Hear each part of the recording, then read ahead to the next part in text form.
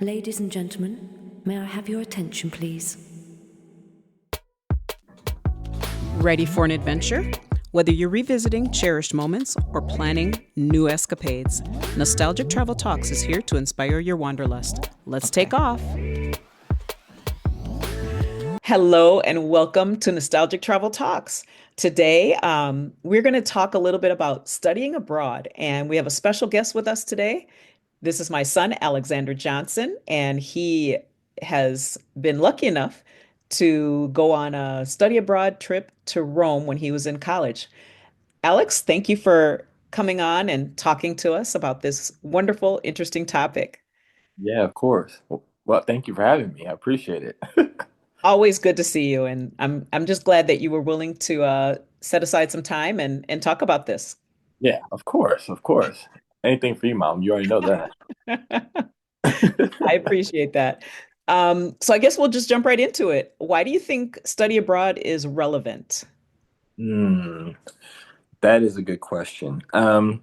Well, you and I have talked about had this conversation ad nauseum in the past, but at a 30,000 foot level, I think travel fundamentally changes the way that people see the world, right? I Mhm. think there are things that you see in your travels that once you see them, you can't unsee them. The same way that after you go someplace and learn things about people and about countries, you can't unlearn them or unknow them. And so I think travel at that high level, that 30,000 foot level, is instrumental in the way that people develop. It breaks down barriers, it breaks down preconceived notions and biases, and it just opens up your mind to the world in ways that you probably didn't even think that you it could see the world. So, why is it relevant? I think it's relevant for all of the aforementioned reasons. And the earlier you can do it, I think the better. hmm Okay. Now, you were a student at St. John's University, Staten Island campus, Mhm. and your sophomore year is when you went to Rome, right? Yep. So Yep. why Rome? Why Rome? So at the time, Italy was one of the few places, was actually the only place on our study abroad board that I had not been to. If your listeners don't already know, we did a lot of traveling with you in our lifetime, leading up to our adulthood. So Italy was actually the only place on the board that I had never been to, and so I was like, well, it'd be so cool to just go there. And it was it was a nine, it was almost a year long program. It was a 9 month program, 8 month program, I think. And so, um, yeah, I wanted to experience the country just it itself in its purest form without having to move around unless I wanted to. Take some time, learn a little bit of the language, learn the culture, the people, the customs. It was something completely different, which is what set it apart for me. That's so cool. I'm just interested. What other places were available on that board aside Yeah. from? Oh well, this one will make you smile. So Seville, Mhm. um, London, um, trying to think, Mexico. Um, that one was it. And then they had obviously a world tour option where you could see three of those places in 9 months or whatever it Mm. was. hmm And so, but I opted to just do, Rome for the entire time because we had that option too. But Yeah, Rome, and mhm. I'm sorry, go ahead, go ahead. Oh no, I was just going to say that way you get to know it like really in depth. Yeah, absolutely. Absolutely. But Rome was the only place that they let you do the like I should probably have explained this before, but Staten Island, St. John's has a campus right there in the heart of Rome, like a stone's throw away from Vatican City. And hmm it's a campus that we shared space with University of Florida, Catholic University, and one other university. So we all shared space in there. Um, and because of it, it was the only place that you could go to for the entire time. Every other place they had like little satellite classrooms, but they didn't have like professors. They didn't have real structure and curriculum. So it just so happened that the one place that I had not been to was the one place that you could stay the entire time. So Hmm. Well, I'm glad that you had that opportunity. That's really cool. yeah. Um, so what were your expectations? Expectations. I expected to learn a lot. I expected to be um I guess somewhat uncomfortable in the beginning because you go there. I couldn't speak any Italian before I went there, like none. And but I expected it to be exciting, right? And I was going to ask about that. Okay.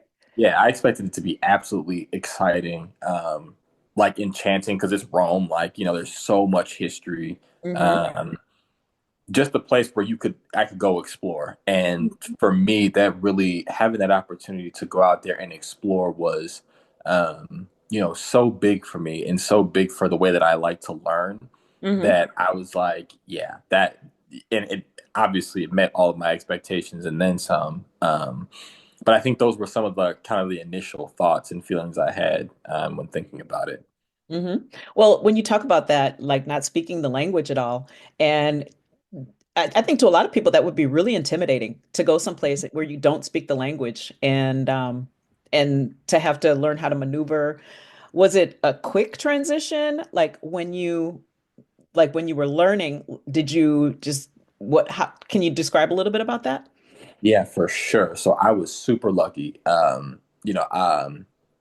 Obviously I get my love of languages from you, of course.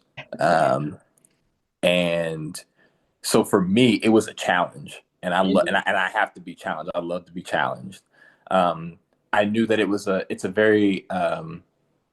very beautiful language, like Spanish is. Mhm. Um, it's just like I wanted to learn it. I wanted to learn as much about it as I could, and I got very very lucky. Right, so my roommate through the program and actually a friend, his name is Giuseppe.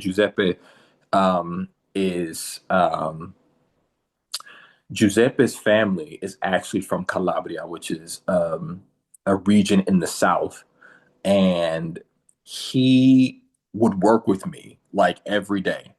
Like he would, could be very small things like greetings, or he would ask me like, "Hey, do you need help with your homework?" Mhm. Or, but he would be just a sounding board for me to not only practice but just ask questions, and so Mhm. that really really helped. And then it helped because we were in his home country, so it was like things. I mean, we would go out, and there were many times where. Um, I'd say, "Hey, Giuseppe, you want to go grab something to eat?" And I would just want him to go so that I could watch the way that he interacted with the people. Because when learning a language, it's not only about being able to speak, but it's about understanding the social customs and the norms that Yes, come with it. definitely. And so it was so much fun to just watch him and Hmm. listen to him speak. And obviously, Calabria, the dialect is a little bit different than it is in the north. And well, really, the Italian dialect changes basically once you leave the main cities, the dialect could change every 15 miles, really, Wow. going up and down the region. So it's very, very rich. The language is very, very rich. And so that's how I learned. You learn through immersion, you learn through trying and failing. And I think one of the biggest lessons I've learned over the years is you're not going to learn anything if you're afraid to mess it up. You have to Right, right. expect that you're going to mess it up. You have to embrace the fact that you're going to mess it up. And Hmm. you need to embrace the fact that there are people out there that know better than you. So put your ego aside and listen more than you speak. Hmm. Absolutely. And do you think your knowledge of Spanish helped at all? Because 100%. okay, Sorry, because I I've cut you been off. no, no, that's okay. I've been to Rome a few times and I have had to, I try to speak a little Italian, but I'm not very good at it yet. And I find myself relying on my Spanish when I do go to Rome and it has helped me. I've never been I remember being needing to go to a pharmacy for something and I didn't know what else to do, so I just spoke Spanish and it was amazing because I got what I needed. So Yeah, I'm really happy about that. it absolutely helps a ton, right? One of the funny story. So it was one of the first months I was there, and I was walking down the street. I was by myself actually, and I happened to come across this pizza shop. Okay, so this is a pizza shop, literally a half a mile away from Vatican City, Hmm. but it's to the south of Vatican City. And I walk in there because I was like, a pizza shop? I was like, but it was not like your traditional like Italian like pizza house. It was like one that looked a little bit more, I guess you could say, Western. So I found it kind of odd that it was in this region. So I walk in and I'm greeted by this man. Now I know this man is not from Italy. You can look at him and tell that he's not from Italy. And he looks at me and I'm looking at him and he says, American. And I says, yes. And so he starts, but then he doesn't speak any English. So Uh-huh. then he he just randomly starts speaking Spanish. And I said, so obviously we were having a conversation. Turns out this guy was from the Dominican Republic, right? Mhm. Uh-huh. Relocated to Italy because his wife was from Italy. Uh-huh. And he ended up opening up a pizza shop that actually doubled as a Dominican restaurant if you went in the back. So, and I ended up learning from him that there were a ton of people from even from like the Caribbean Latin islands that relocated to Italy. Mhm. So Spanish is, I don't want to call it a language that is not like a national language of the country, but there are a lot of Spanish speakers in Italy. So if you ever get lost, if you can speak Spanish language, just start speaking it. Somebody will speak back. Mhm. Yeah, I mean, it's great to have more than one language under your belt for sure. It's very, No doubt. obviously I advocate for learning a second language, but For sure. for sure. So you were talking about going to the pizza shop. What were your favorite places in Italy? Just all in the whole country. What were your favorite places? Oh my Because I'm gosh. assuming you did some traveling when you were in Rome. Yeah, I did. I did. And while a lot of interesting enough, a lot of my travel was really within the country. I didn't really step outside too much, Mhm. for a variety of reasons at the time. But um, favorite place,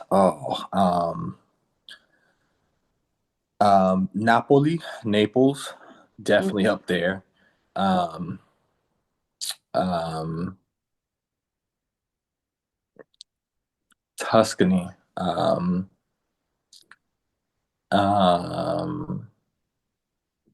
So what was it Sicily. about Napoli and Tuscany that made it made those two places two of your favorites? Oh, so for Napoli, I think it was one of the world in what we're the history as the history goes is one of the original pizza houses, like one of the original known recorded pizza houses in the world is there, and Mhm. they only serve one kind of pizza, and that is um, it is it's effectively just, the name escapes me now. I don't know why, but it does. But it's just a um, Parmesan red sauce, and then your little basil, little garlic, and the crust. Hmm. And it's supposed to be the birthplace of the Marguerite pizza. Oh, okay. Right. So, and it was fantastic. And I remember, first of all, and there's a line out the door and down the block for it all the time. The other cool thing about Naples is they have castles like on the coastline. And a lot of people don't really talk about it. But if after you eat, you can literally walk to the beach and along the coastline, it's like on a cliff, but there's a castle there Hmm. And it's just like, and you can go like inside, explore. It's just a beautiful place. Hmm. Um, Same with Tuscany, but I think um, Tuscany's a little bit different, right? Because you're basically more inland, right? No real water around it. But the thing that stands out, like you can get the best leather in the world, literally in the world. I have not seen a better leather in the world, Hmm. better than Tuscany. And so and I like that both cities are just old. Like they've retained a lot of their original like architecture, which is both a good and a bad thing. But they Hmm. just feel old. Like you feel like you're in a timepiece in Hmm. history. Okay. And I've been to Tuscany. I haven't been to Napoli, but I just remember it just being beautiful country, just beautiful. Yeah. And you have the countryside all around you. Hmm. Like it, yeah, yeah. Nothing bad to say about No, it. not at all. So it sounds like you adapted really easily to the food, to the language. What about the lifestyle? Can you think of differences between the lifestyle here in the United States as opposed to being in Italy? Oh, for sure. And for anyone that's gone to Western Europe, you know that it's definitely, in the United States, we have um, a live to work mentality. Mm. Europe is very much, we work to live. We like to enjoy people.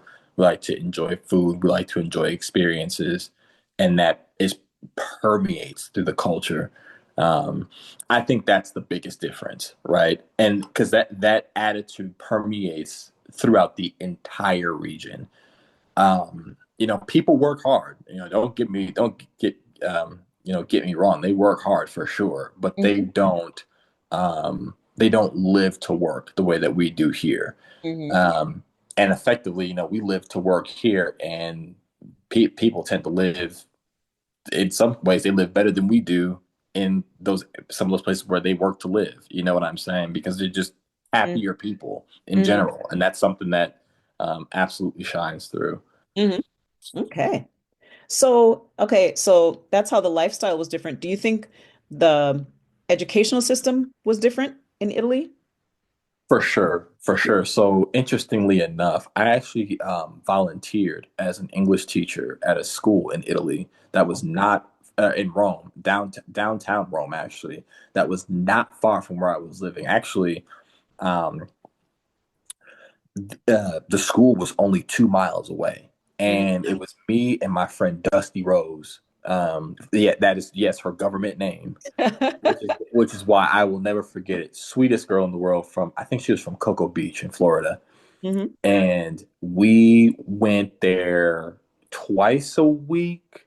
Um, yeah, twice a week to go and tutor young Italian kids how to speak English. Oh, wow. And it was an amazing experience because you would get to the school, and obviously they had just like you had like this beautiful like outdoor court, right? That's what you're greeted with.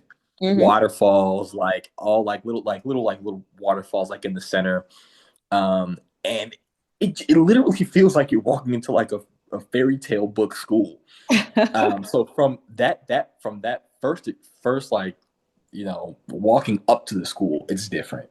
But I think once you get involved in the classroom there, I think you see right away that and this is my own personal belief, but I think when it comes to kinder through high school, there are other places around the world, including Western Europe and Italy, that just do it better than we do. They Hmm. just do. Like their kids leave their school system being able to speak three languages, Hmm. and that's like baseline stuff. Yes. So, and they tend to be, um, like the kids at that age just seem to be a bit more motivated, and I don't, it just felt that way as we interacted with the kids because were literally just like they knew a lot already when we got Hmm. there, but they would be hungry for knowledge. Like, well, what about this little nuance or that little nuance? Like, if you say it this way or that way, does it mean something different? Like, there was just a certain level of curiosity that I think we lack here at that for the kinder to high school. Hmm. But once you get to university, and you know this, mom, like university, the United States, there's nobody comes close. No, Like, yeah. we've got the best research institutions in the world. Even our community colleges and I think our at the state level, like they're just better. Hmm. And I think part of that is because, and at least I feel like part of that is because so many of those schools feed into some of the larger um, institutions that kind of power our economy. So they Hmm. are directly incentivized to have the best of the best at the university level for sure. Hmm. Um, I could talk about this for a long time, but I think those are probably like the two The differences, highlights. the Yeah. highlights of both places for sure. Hmm.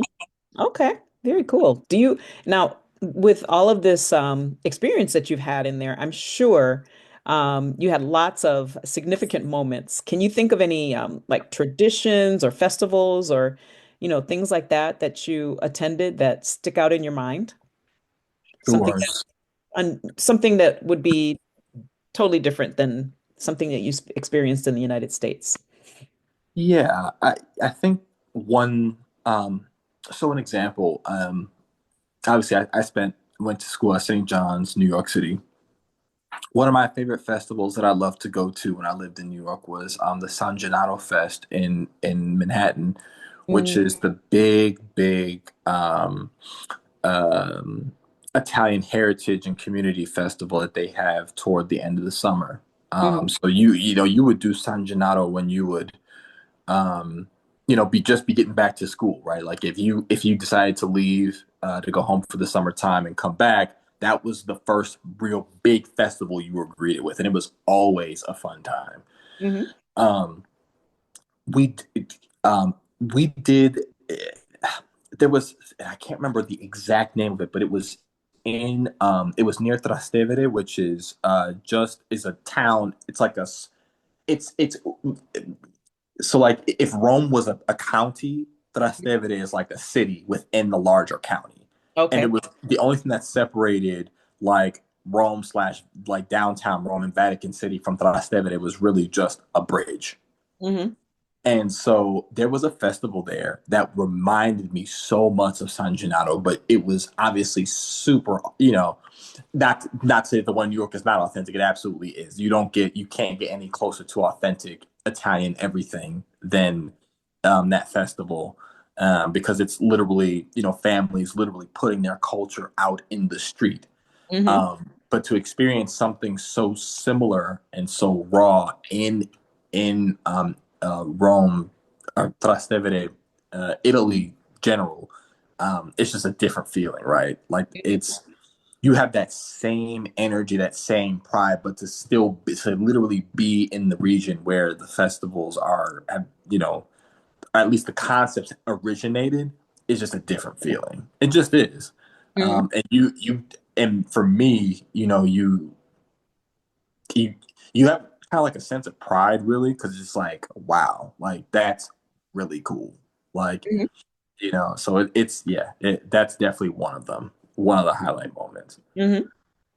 Wow, so many things that you can't, I mean, well, somewhat can get here, but it's just to go back to the to the source and Hmm. experience it firsthand is definitely an experience you can't duplicate that. No, So not at all. I'm happy you had that experience. Yeah, yeah, no, it Very was amazing. lucky. Very lucky to do all of those things. Well, talking about all of those great experiences, did you feel that you had any challenges that were, like when I say challenges, I mean like homesickness or did you see culture shock, that type of thing, like maybe at the beginning? No homesickness whatsoever, no culture shock whatsoever. I That's think because that, you're a born traveler. yeah, You can enjoy the moment. I wonder where I get that from. Um, So you you know were what's able in, to experience it and not have to, because I know a lot of people get homesick and it takes away yeah, from that experience. And then the problem with that is once you finally get into your groove, it's yeah, time to come home. And yeah. then you're sad, because you missed out, not missed out, but you didn't enjoy it as much as you could have. Oh yeah, no. For me, I think the biggest challenges were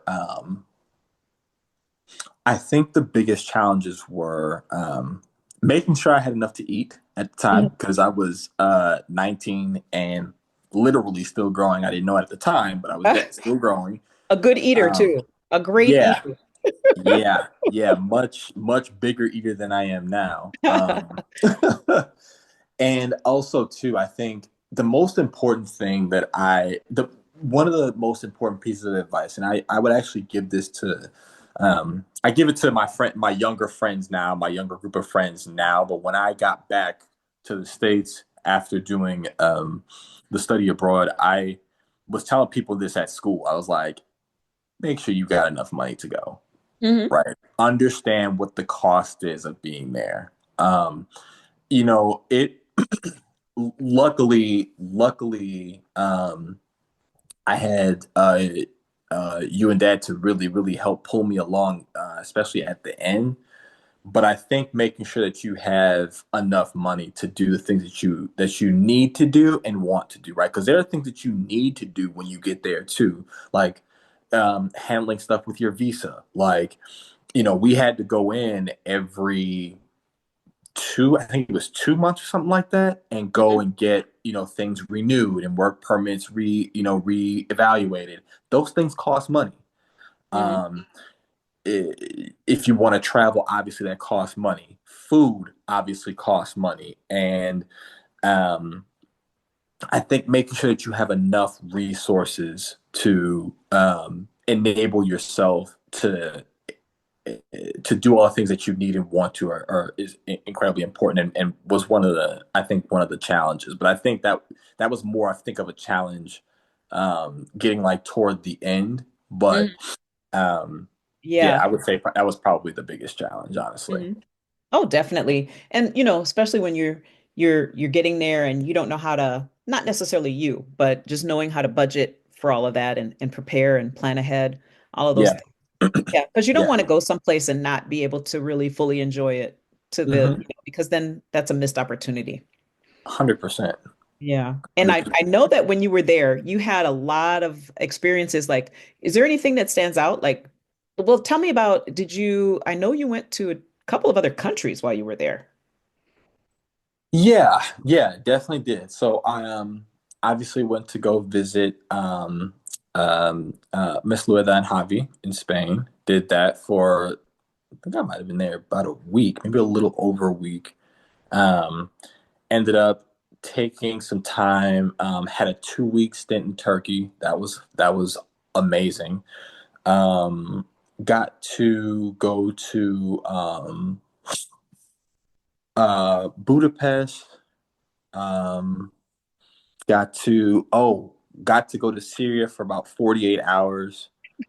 Um, I'm glad I didn't know any of this at the time that you were there, that you went to oh, Syria. 'Cause that's, yes, yeah, that was so we were close enough in Turkey, and obviously this was before the um um like the insurrections that started like happening around 2012. This was literally just before that. I don't hmm. know if you remember, but that was just before that. Like, matter of fact, when I got home to New York, I was literally on my way. No, it was the day after because I had to go into Manhattan for what did I have to go to Manhattan? I don't remember what I was in Manhattan for, but I was getting off the train Hmm. um in Midtown. And no, it wasn't Midtown. It was there's a church on Water Street. So for those who are familiar, you have Battery Park, you walk north, you run into the church there, and there was a rally going on. This is the day after I got back to the States. Hmm. And the Syrian flag was flying in the rally. So I walk over to somebody and I said, "Hey," I was like, "What's going on?" they said, "Oh, you didn't hear? Such and such a thing has just happened. Like they started a coup." Hmm. I was like, uh, what do you mean? I was like, I was literally just there like a week ago, like 2 weeks ago. They Hmm. were like, yeah, man, it had just become a thing. And so definitely missed the craziness, but did get to spend 48 hours there. Definitely am forgetting. There were a couple of one or two other places I got to go, but I mainly stayed in Italy. Hmm. Okay. Well, I mean, Italy is enough. Yeah. That in, Yeah. that in itself is enough. All of those other things that was just bonus. All of those Yeah, things, icing on the cake, so to absolutely. speak. Yeah. And I believe, didn't you try horse meat for the first time when you were Oh, there? oh yes. If I recall. Yes, it was funny. So I had a friend. Oh gosh, I can see his face clear as day, and I can't remember his name. Mhm. I can see his face clear as day, but he had gone to the grocery shopping because so I had a couple friends that could really cook. This is before I could cook, so I was clearly just waiting to eat. But I had a couple friends that could really cook. One of them, his name was John Mark, and John Mark happened to put out a message because we had remember those little phones that they had us get for the trip, the little flip phones we had. Maybe No, you don't I remember, don't. but we had to get one while we were there, and he put a message out to like one of the to everybody and was like, "Hey, if there's something that you want to try, buy it from the store. We'll come back and we'll cook. I'll cook for everybody." This was Hmm. John Mark saying that. So one of my friends, this guy, goes and gets horse meat because he sees it in the store there. And he's like, man, check this out. I found this horse meat in the store. He's like, I can't believe they sell this here. And John Mark looked at it and he's like, I've never cooked horse meat. He's like, what do you plan on doing with that? And he was like, well, honestly, I was thinking about maybe just making a sandwich with it, you know, a little Gouda cheese, some garlic. And he had already gotten the bread and all the ingredients he wanted to use. And we had horse meat sandwiches.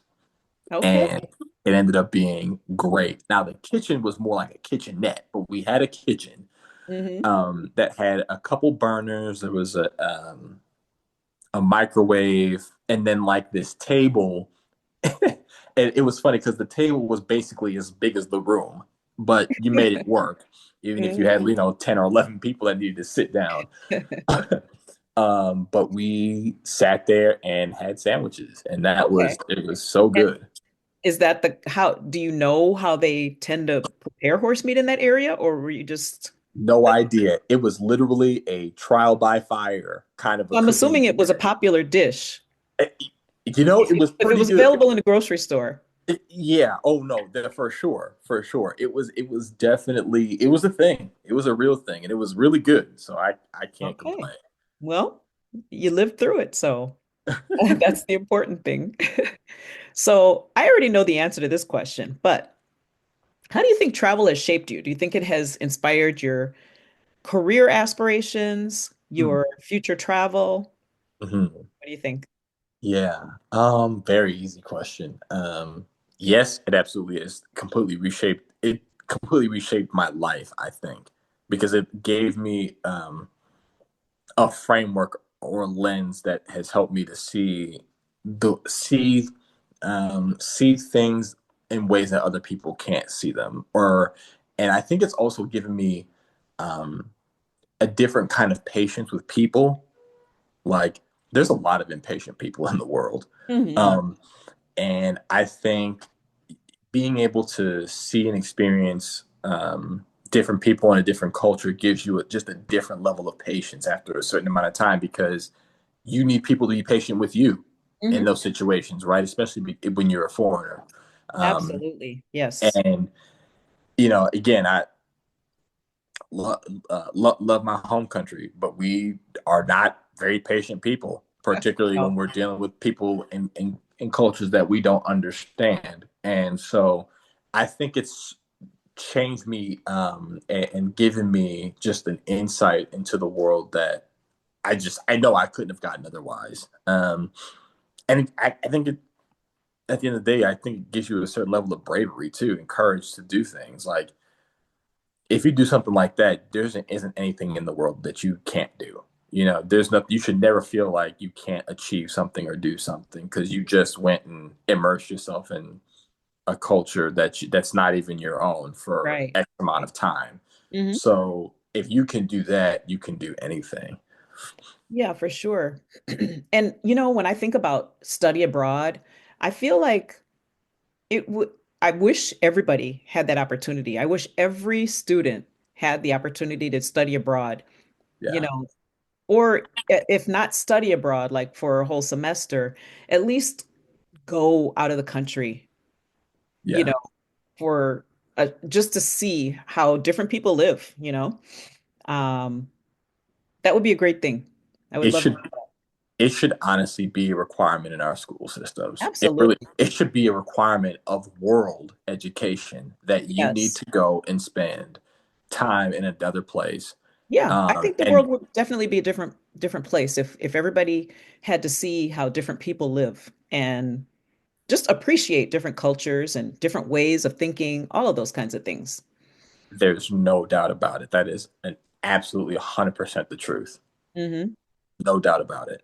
And it kind of takes me back to what we were talking about earlier, just with languages and how you were saying that the kids there were learning three languages, whereas here, languages just in most places, at least as far as I know, an elective. It's not a requirement. And I would Mhm. love to see, and I would love to see it earlier because I think if you start earlier, you're just going to get better results. You don't want to wait until you're in middle school or high school to start learning a language. You really need to be learning it from the time you're born.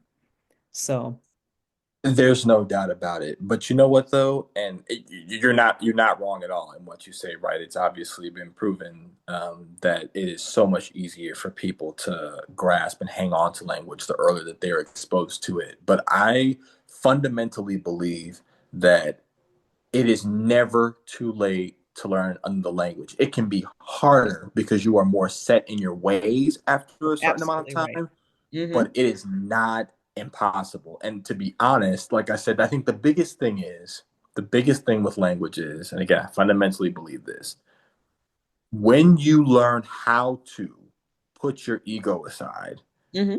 and understand and accept that you don't know what you don't know, Hmm. and that's okay. You can become okay with that. You can it'll stick. It can stick if not as easily. You can get pretty darn close. And Absolutely. obviously, like it always helps when you have people in community to practice with. Immersion is the key. At the Hmm. end of the day, no matter how many tests you take, no matter how many classes you attend, immersion is always the best way and the only way it's going to stick Hmm. in any meaningful way. Once you're able to do those things and accept those things, there you can learn a language at any age. Absolutely. And as you know, I'm starting over uh, soon, very soon. So, Right. And tell us which the is what language I'm that you're looking going to be forward to it. working on. You're Oh studying. yeah, yeah. So I'm interested in learning one of the one of the languages, the one of the Spanish. Well, one of the languages of Spain. I'll say it that way. Hmm. I'm interested in learning Gallego. Hmm.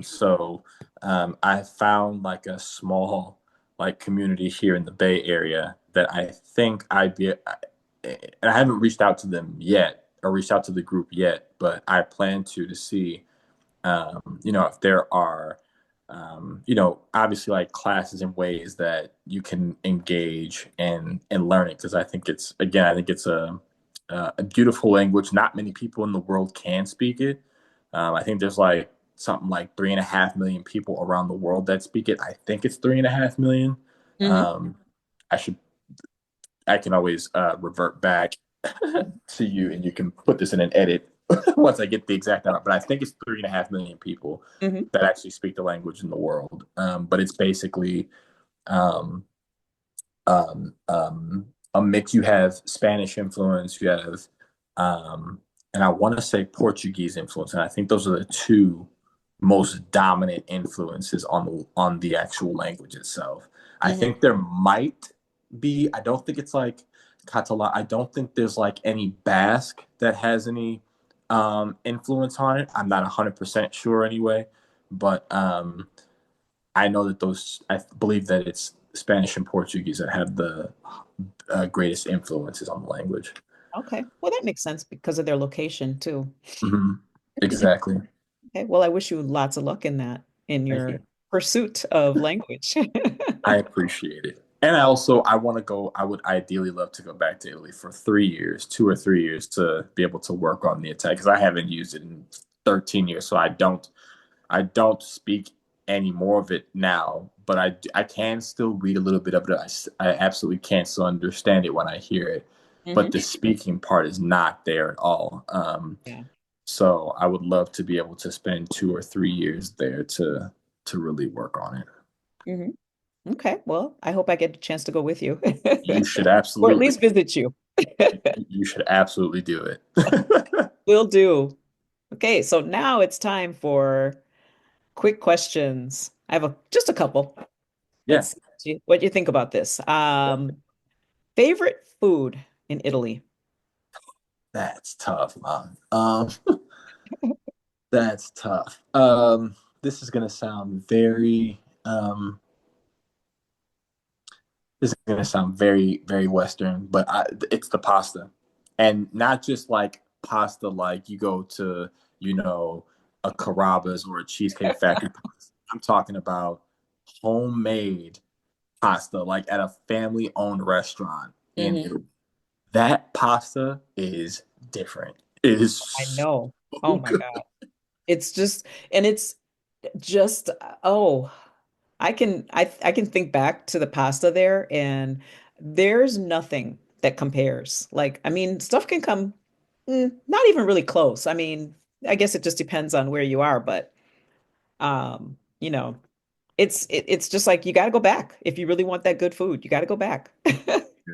Yeah, honestly, even the best Italian restaurant in the States, I don't think compares. No, The best they're Italian restaurants don't compare. you're right. It's You're different. absolutely right. And I think the ingredients are so fresh. Like I don't even feel bad when I go to Italy, um, or Spain either. I don't feel bad when I eat a lot because I know the food is fresh and the ingredients are fresh. I don't feel that same kind of concern that I do about all of the hidden ingredients, the processed food, I just feel Fun, better when I eat there. fun fact, I lost 20 pounds while I was in Italy. Wow. And 20. I know you weren't eating less. No, I was eating more and more frequently, Mm, and I lost 20 pounds. wow. That's Like, impressive. See, yeah, there's another reason right there. Eat yeah, all you want, yeah, lose weight. yeah. Seriously. Um, okay, next question. Best gelato flavor. That's another tough one. All the gelato I ate, I should have an answer for you, but um, you know what? There was a flavor, and I don't remember because it was an Italian word. It was like you know how like sometimes they'll have here in the States they'll have like flavors, but they'll have them like quotation marks because it's like a slang term for the flavor. Hmm. Yeah, it was one of those, and it was so good. It was like a I think it was like a mint colored.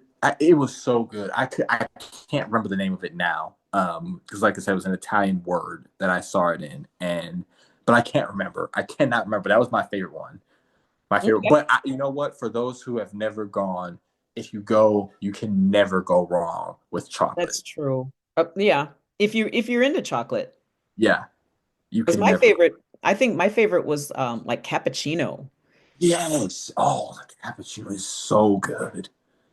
Yeah. Everywhere, and that's again another case of trying to find it here, and when you really want something like that, and being disappointed because you can't get the exact same thing, which Exactly. it's unfortunate, but it's the way it goes.